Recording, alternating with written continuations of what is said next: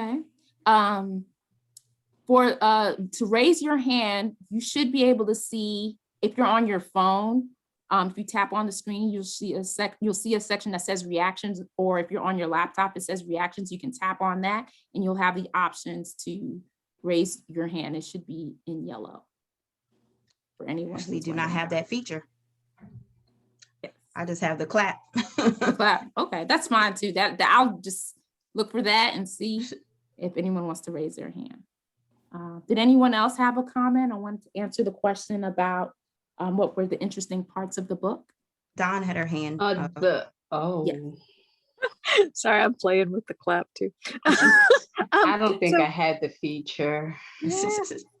I had two things that really struck me. Okay. One of them was like, you know, when they came up with the other name, Helen's name, I was like, you knew you did something wrong if you're making up a fake name for somebody. Right. You know, that was the thing that struck me. And the other thing was when they said that there are HeLa cells in almost every cell culture in the world. I was like, wow, that's amazing. And then just hearing some of the quotes from the family, I think was really powerful. I was like, wow, you know, how do you think about the fact your mom's cells are in every cell culture in the world? Like, is that like, well, she's still, a piece of her is still with us? Or do you think about like, that's horrible. Like, how do you even wrap your head around that? From what I was reading in the book, her daughter really wasn't able to cope with it when she actually found out. I know they said that she had a stroke, and I guess she just wasn't really dealing with it well when she found out what happened with her mother and how the cells were still being used. Yeah, it's a big deal. Sherry, you can go ahead and unmute yourself. Hi, everyone. It's Sheree. How are you guys doing? Good. Hi, Sheree. So 2 points. I guess that was interesting to me was how many other people were affected. Not, I guess, by the whole ordeal. How everything was segregated at the time, and when she went to the hospital, they had a special, area for the Blacks, and it just made me think like, okay, so they took her cells, so what else? Like, who else was affected? What did they do? So I don't know. It just seems like there's more stories too out there that are untold. And then the second point is the fact that we're all connected, because I know they said it mentioned in the book that we've all been some kind of way affected by her cells, whether it's through a vaccination and I just think that's amazing. So yeah, those are my 2 points from the book. How do we pay homage? I guess that's my whole thing, for her to have such an effect on mankind. How do we celebrate, I guess that's my question. And definitely with reading the book, and like, how do we honor someone who her cells has changed so many people's lives?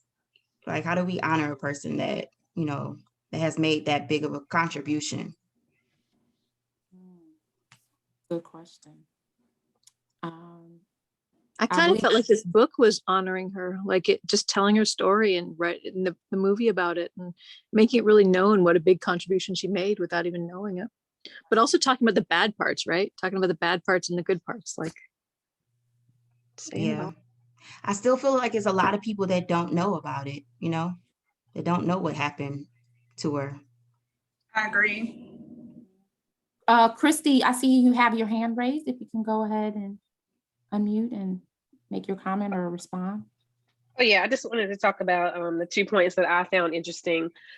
Well, 2 of the many, but the family dynamics really was interesting. How they were kind of, the cousin was trying to sleep with her, and it was, of course you understand that took place back in the day, but just the family dynamics. And then after she passed away, and then the youngest son, Zachary, I think that's his name, how they pronounced it, how he was, he showed emotion. He was emotionless basically because he had been beaten and so much had happened to him. And then he ended up getting in trouble, going to jail. And that's just, I don't know. It was sad of what really took place, but then you understand why he did what he did, because he was coming from a hurt place. Right. So as the phrase says, hurt people hurt people.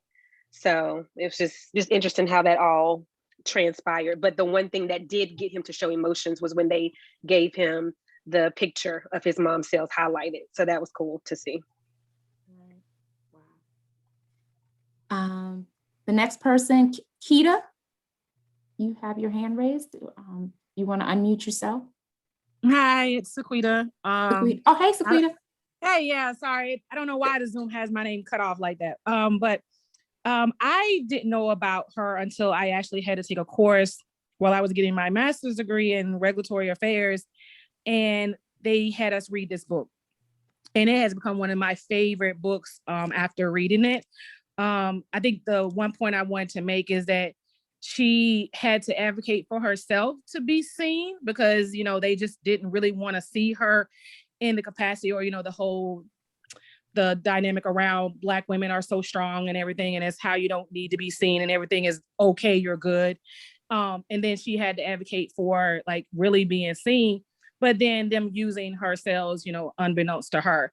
That part I think really got me because, you know, back then they didn't really care about what they were doing to you and what they took from you, and how the family just didn't receive any type of compensation or recognition of using her cells. To this day. So I just to Danielle's point, I don't know how we can keep her legacy or things alive, but maybe, you know, every day, maybe around her birthday or when the date of when this book was, you know, put out, maybe having a celebration, maybe something making it a little bit known for not only individuals in our group, but maybe holding something in the community to celebrate her is something we can do to show homage maybe.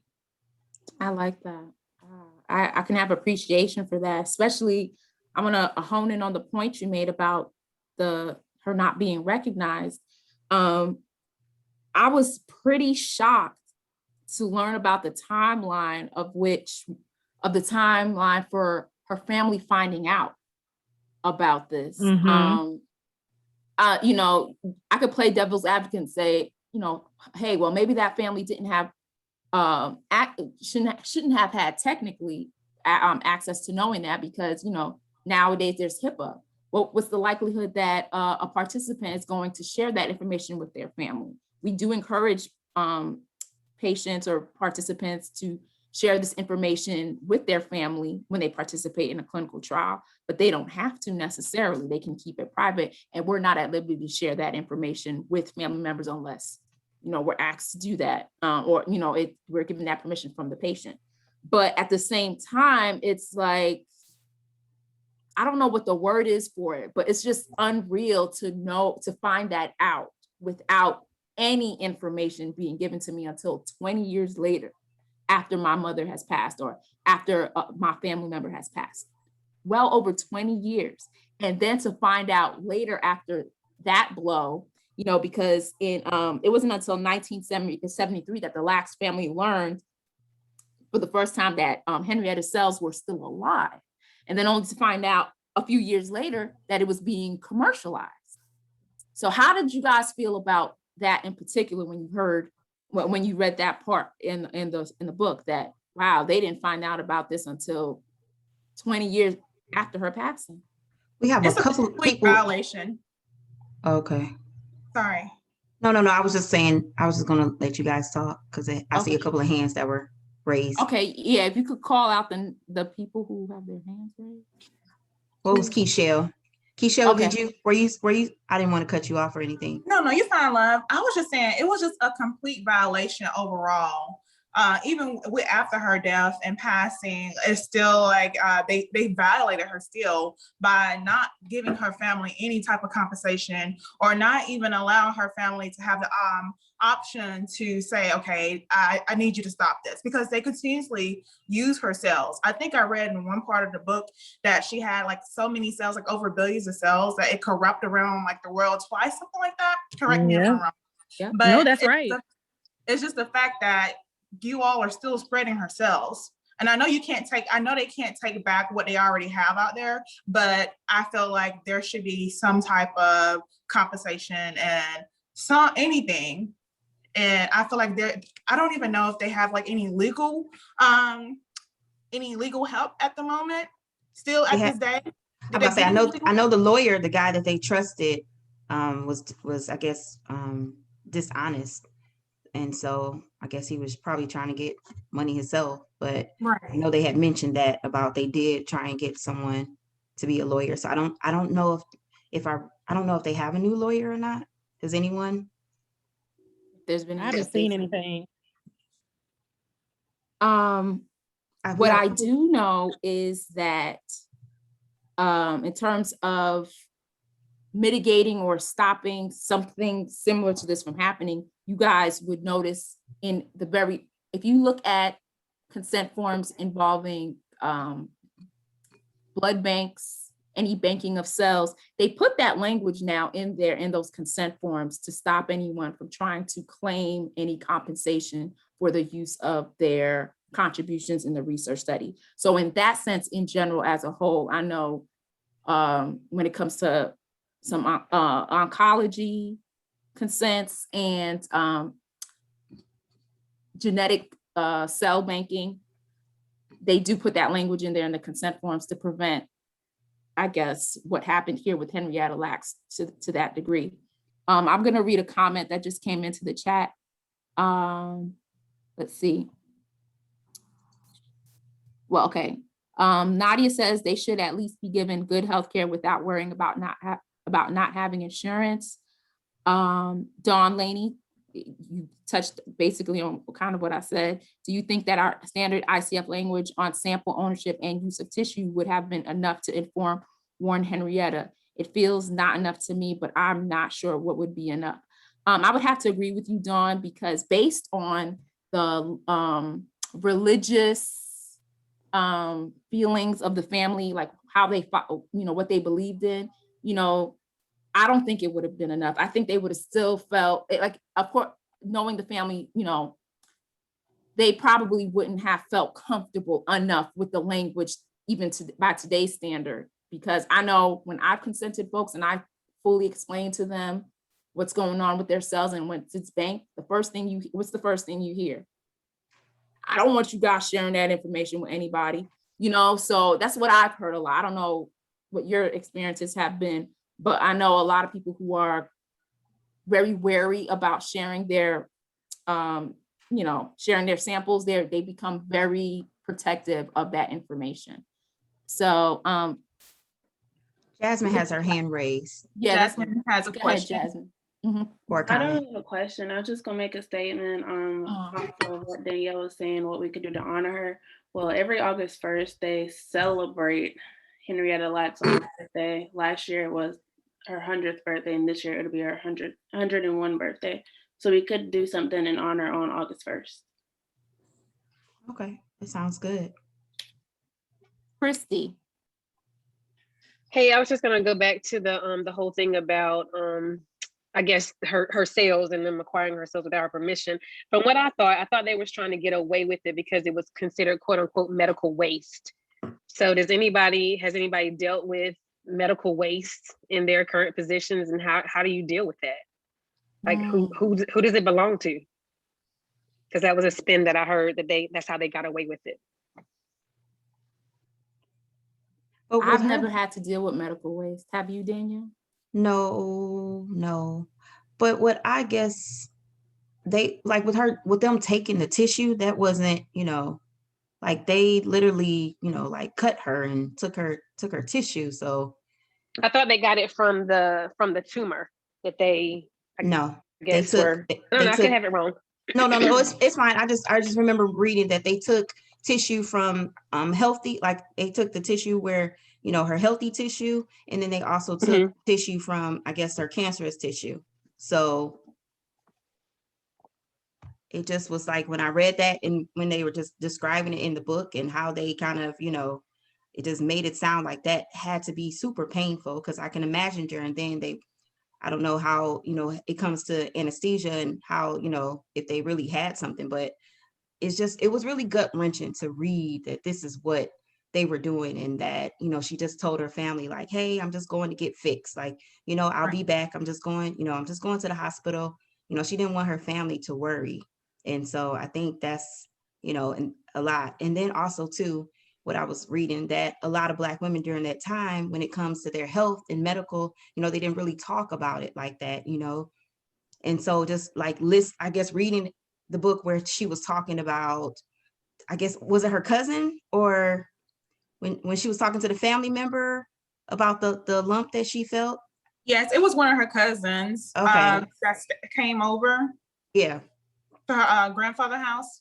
Okay. Yeah. So just, talking about that with her. And then after that, it was like, okay, don't mention this to anyone. So it just was a lot to, and then to go through that by yourself and everything, to actually know that something is wrong with you and you're trusting, and I'm pretty sure at the time she trusted these doctors. She's like, okay, they're doctors, they know what they're doing.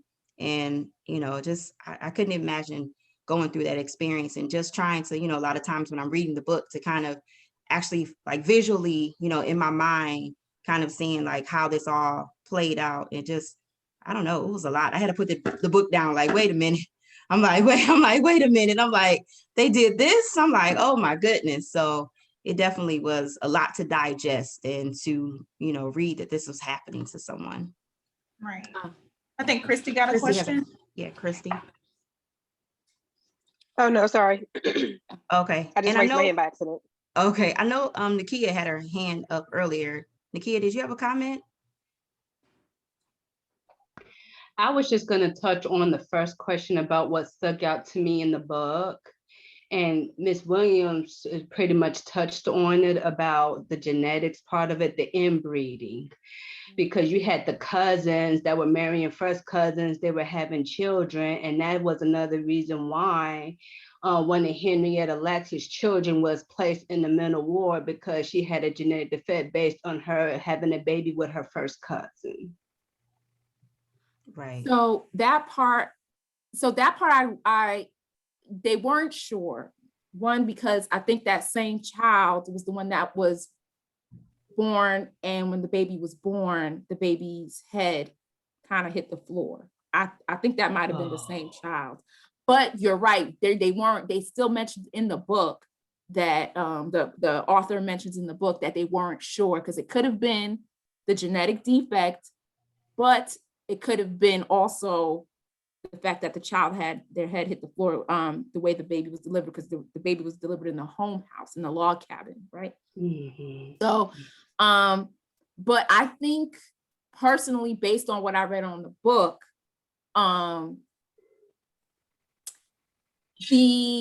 the culture behind, and we know how it was back then, the education, the advocacy when it comes to the advocacy that happened, medical advocacy that wasn't happening like the way it is now. Like, how we all have to, if you see that family member, I don't know, as researchers, I would like to say this, but we try to encourage our family members to go see the doctor. Some of our men don't go see the doctor like they should, and things of that nature. So one particular part that really kind of hurt me was when they were reading I'm gonna call it the progress note that the doctor read when she went, that the doctor, I think Dr. Jones read, her medical history of coming to the clinic, of coming to Johns Hopkins, and all the missed appointments. They tried to follow up with her, but she wouldn't come to all the appointments. But it was also again, the culture, she didn't really, because it wasn't to her a big thing, it wasn't a huge deal. She didn't go to all the follow-up appointments, even after visiting the doctor when she had the babies and things of that nature.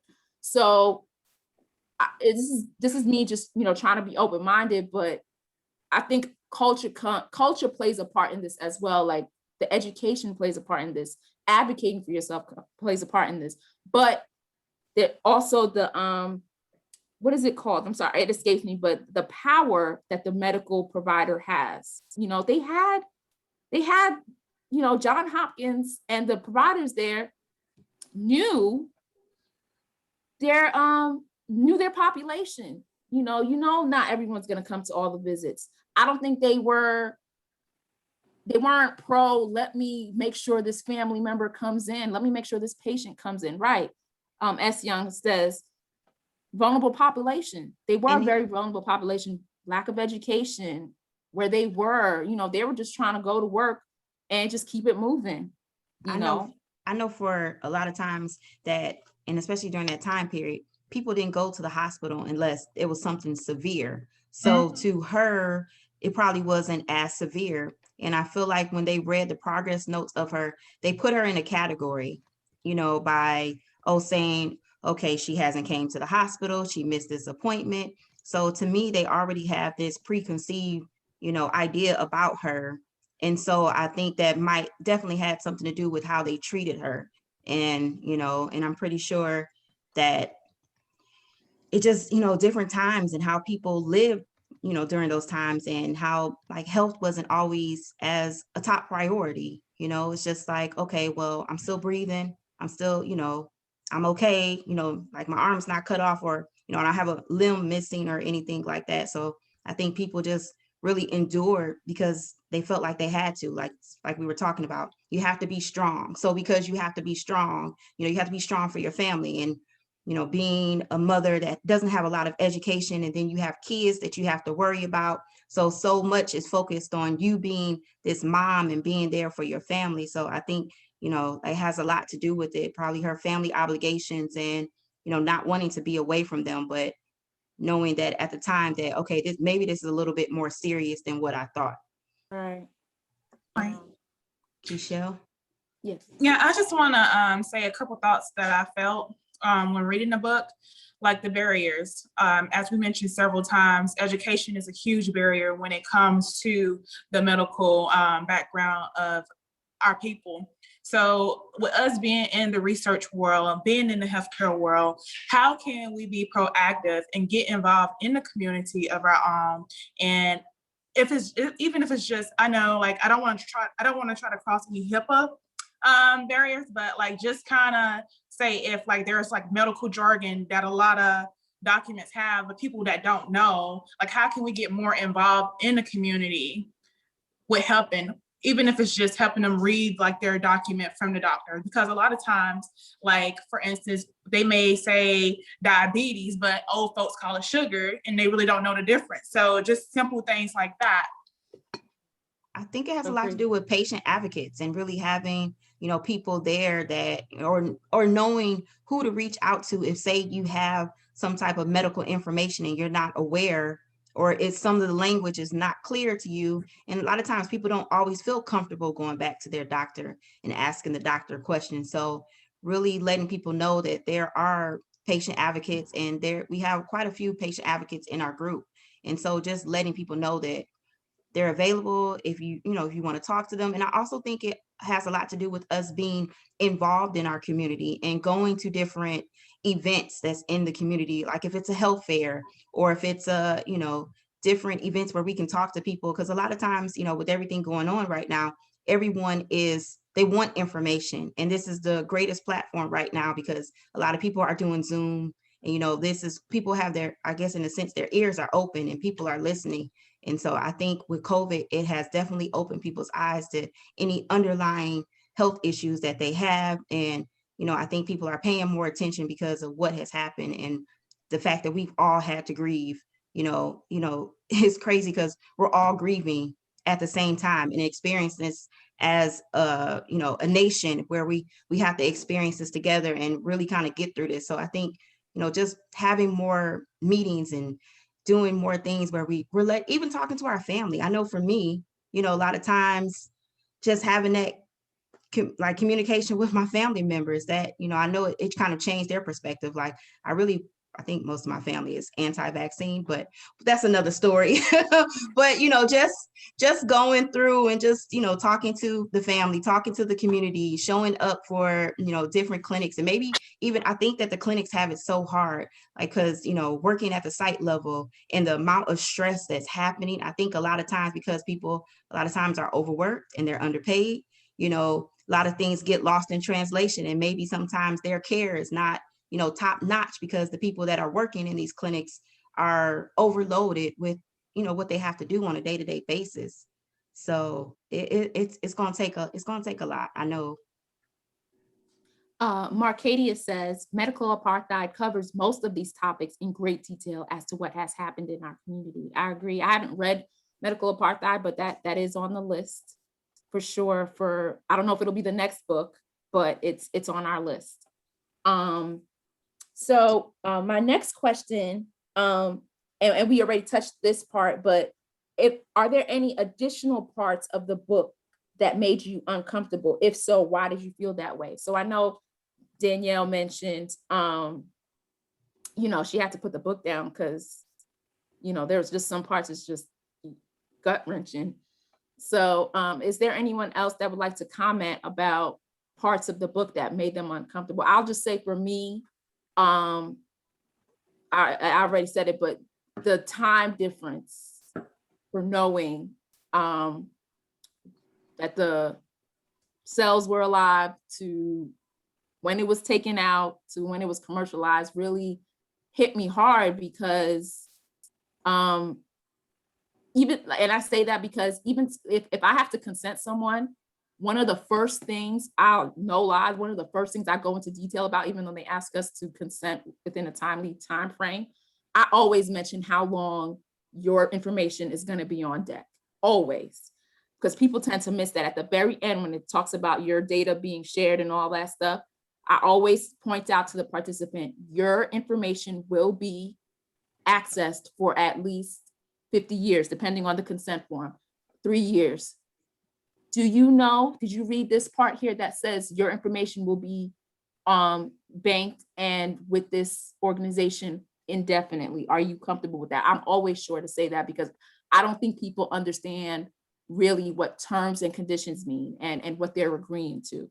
So that part, knowing the time frame that it took 20 years for them to even know about all of this happening, really kind of jarred me a little bit. So I want to know some of your thoughts, outside of, the cells being shared everywhere, billions of cells being shared everywhere. What else made you uncomfortable in this book? We have a comment from Cherie.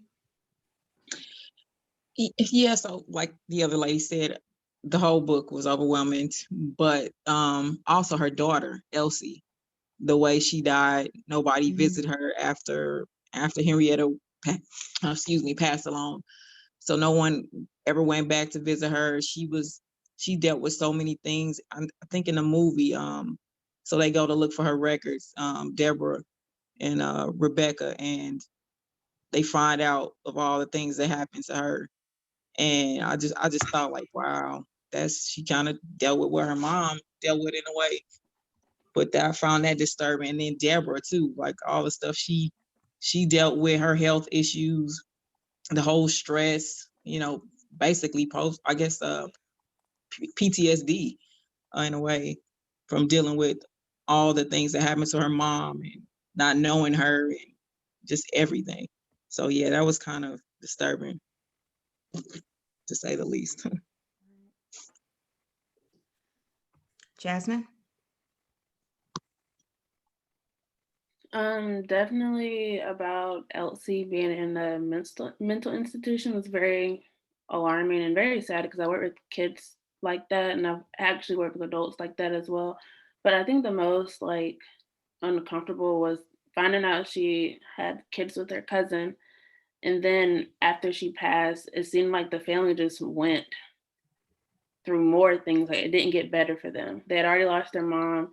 A family friend was trying to pretty much rape Deborah. He got super close to it. So it's just like they never caught a break, even down the line, because once she found out her mom's cells were taken, her health really went downstream. Everything just kept building for them.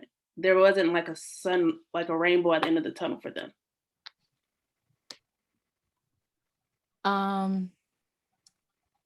See here, some of the comments from the chat. A lot of people are unaware after follow-up how their information is used in the application process and how long it's kept. I agree with you, Sequita. Sequoia says her treatment for cancer was heartbreaking and dealing with that alone. Earlier, before you guys got on a call, Danielle and Jasmine had mentioned, we were discussing that. So yes, it's a very tough part to read, especially knowing the advancements that have been made in oncology and treating cervical cancer, to see what she went through in that sense. Yes, it was very, very tough. Marcadia says, at Duke, some things are kept indefinitely. Yes, that's exactly what I'm talking about, Marcadia. I do remember that. And I always meant, when I was consenting there, I always mentioned that there is data that is being kept indefinitely. And yes, while they're aware of it, people do sign off on that. So Christy says the family being taken advantage is being taken advantage of by the lawyer. So, or that was one of the heartbreaking parts for her. That was uncomfortable. And the fact that Deborah never got to read her book in the end got to her as well. So you know, this is a real life story. And of course, I'm sure we all know it's not always going to be, when it's, real life, it's not going to always be a happy ending. But this is what I want to just say, that this is what we're here for. And I do personally feel like I've been called to clinical research. And so, hopefully reading this book and sharing this information with y'all and being here with you all, that we can start something here in terms of celebrating, like Jasmine mentioned, paying homage to Miss Henrietta Lacks after all that she's been through and all that her family's been through. You can go ahead, Jasmine. I just have one more statement. I'm not sure if y'all saw the movie, but when they went to go get Elsie's record, there's like a picture of her, like on her patient record. It just reminded me of Sandra Bland when she got murdered. So it was just like, it looked like Elsie had already passed, but they were just trying to take a picture like for proof that they had her. So I just felt like that was very disheartening, the way they treated her, knowing she, her family wasn't visiting her, and she not knowing her mom died. Like the last time she saw her mom, she didn't know that was going to be the last time forever. Right.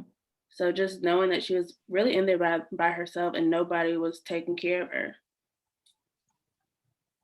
It's just knowing the history of this family and everything that they've gone to is just like so tough to digest.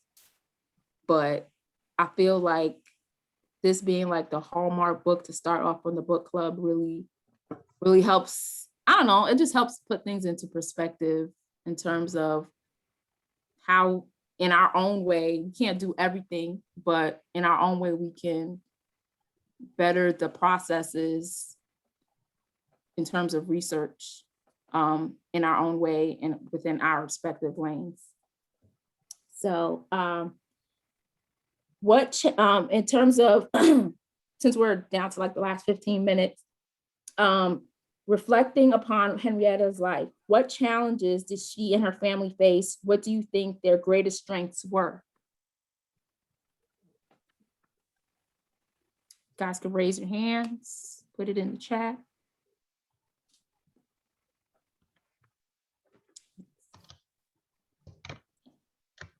Anybody? Okay, Nakia says resilience. That's definitely the key word throughout this whole book. I don't know what I would have done, but they were a resilient family. Yeah, they went through a lot.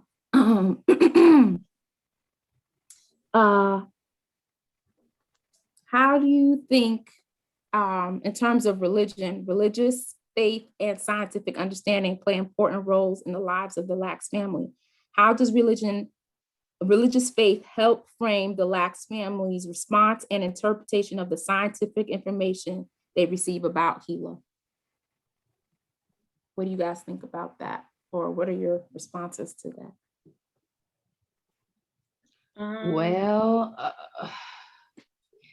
I hope I'm not getting too deep here, but it's in the book of Genesis when it talked about Lot and his daughters.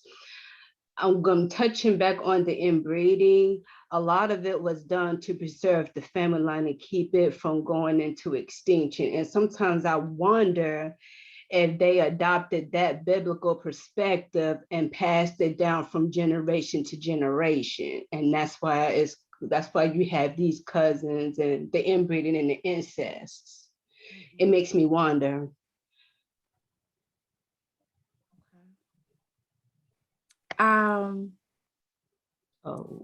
My I personally, not to get too religious or anything like that, but I definitely think their beliefs help them cope as best they could. I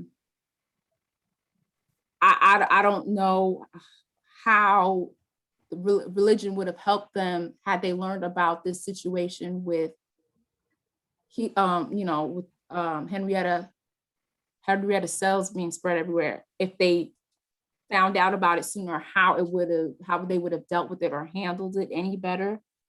But I do think it was their source to continue, their faith and their beliefs. So because of all the trauma they've been through, it comforts, I guess, me. I don't know how much it matters, but it comforts me to know that they had a way to comfort themselves, I guess, through the use of religion. But at the same time, I don't know, like, I'm not sure. It helped them continue, but at the same time, I'm not sure how they benefit all the way around, because I feel like Jasmine mentioned earlier, like it just felt like a lot of things kept happening, boom, boom, boom, So Sequoia said, without faith, there is no hope.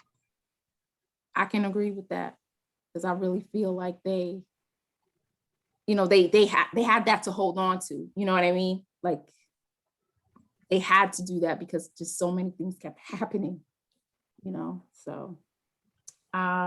Jasmine? She has her hand raised. Jasmine? Go ahead, Jasmine. I feel like definitely with the Lacks family, they walked by faith and not by sight, because at the end of the day, they weren't sure if they were ever going to, get compensation or even just a celebration on behalf of Miss Henrietta.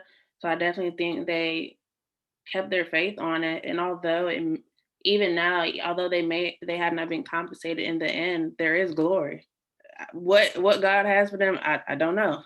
But there is something on the end of this.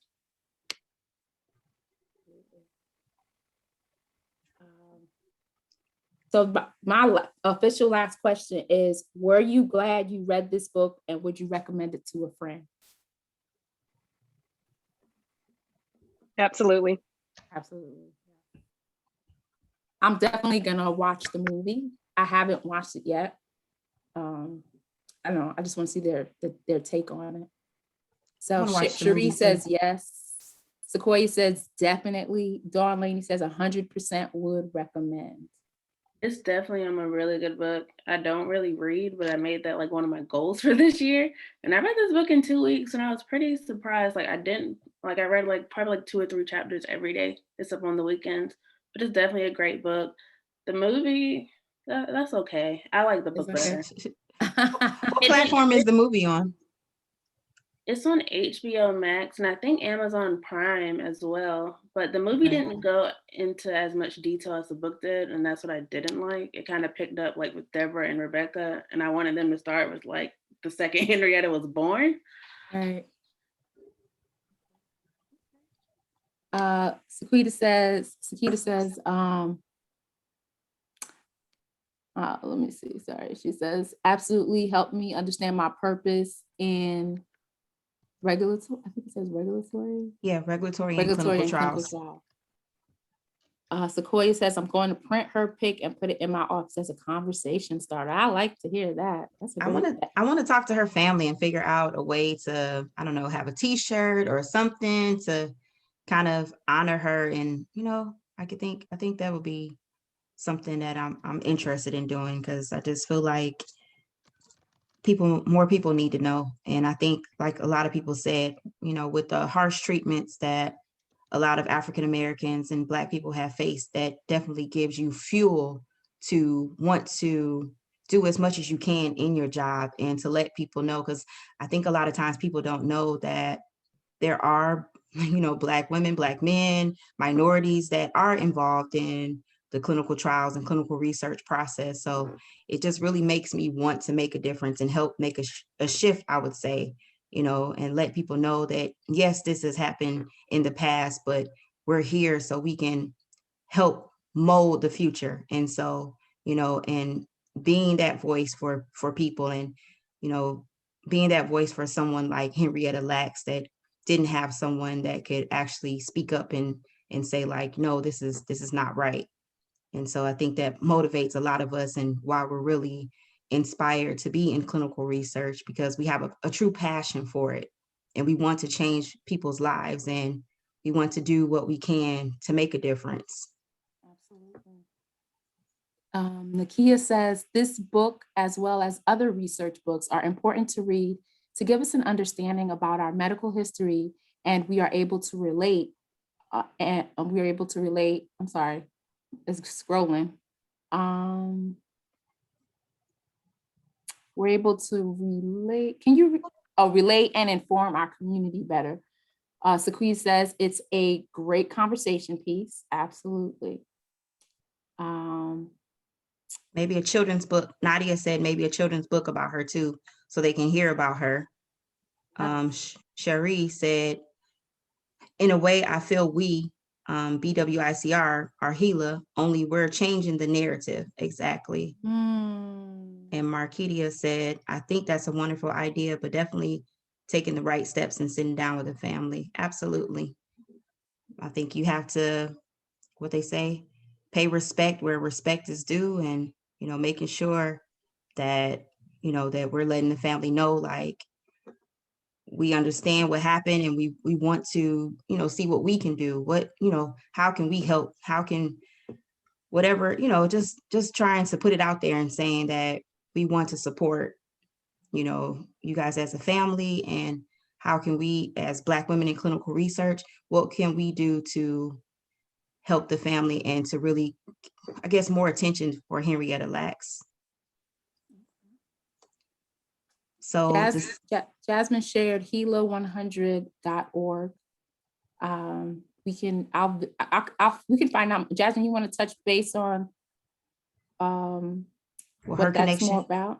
And her connection with, I know Jasmine had reached out to the great granddaughter of Henrietta Lacks. Can you kind of tell us, Jasmine, about how they came about? And okay, so I don't really know much about Veronica, but she is the great granddaughter of Henrietta Lacks. I had invited Alfred, which is the son of Deborah Lacks, but he didn't respond, which is understandable because I sent a bunch of people emails. But Hilo 100 was like co-founded by two of Henrietta's sons, and then there's other people involved, but the Lacks family is involved in this org. So that is another way. Like they have like a tab where you could donate, you could buy things with Henrietta Lacks like material. So there's a lot of things going on. They're on Twitter as well.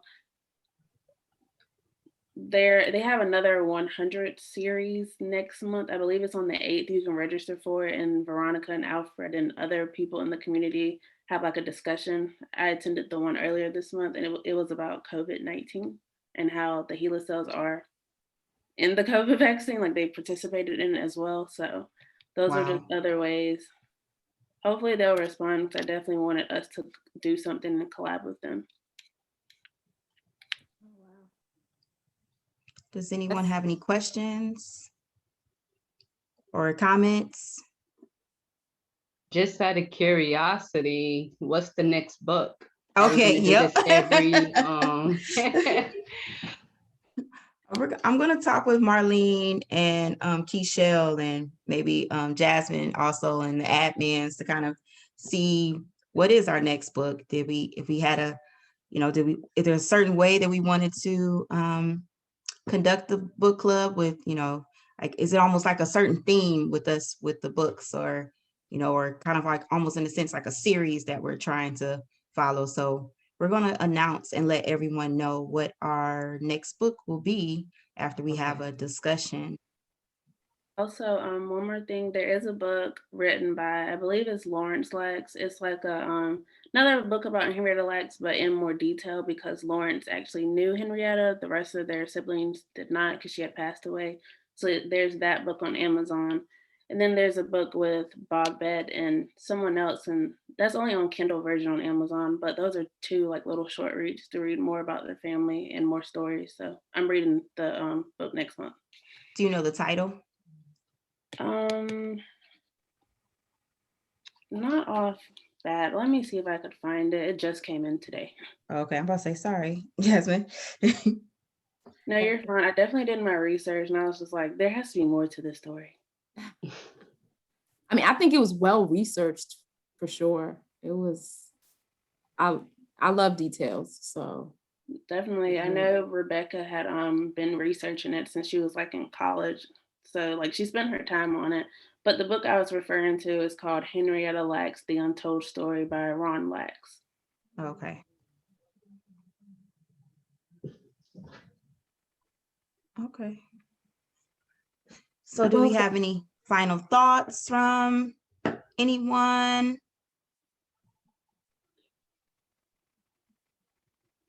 Yeah, communication is the key. Reaching out to the community. It's going back, piggybacking on what I said, it's good to read the books. We have to understand what they went through, and we got to understand the current fears of what's facing our community today as to why people don't want to get vaccinated, why people are so highly resistant to medical health care. I have read some documentaries, and no, not read, I've seen some documentaries where African-American women would actually go to the hospital to get help from like opioid addiction, and they get arrested. They actually get arrested because they're distributing drugs to a minor because these women were pregnant. Even in another book that I've read, that I'm reading now, they didn't have anesthesia. They only gave anesthesia after gruesome surgeries. But all of the white women and all of the white Caucasian culture, they got anesthesia during and after their surgeries.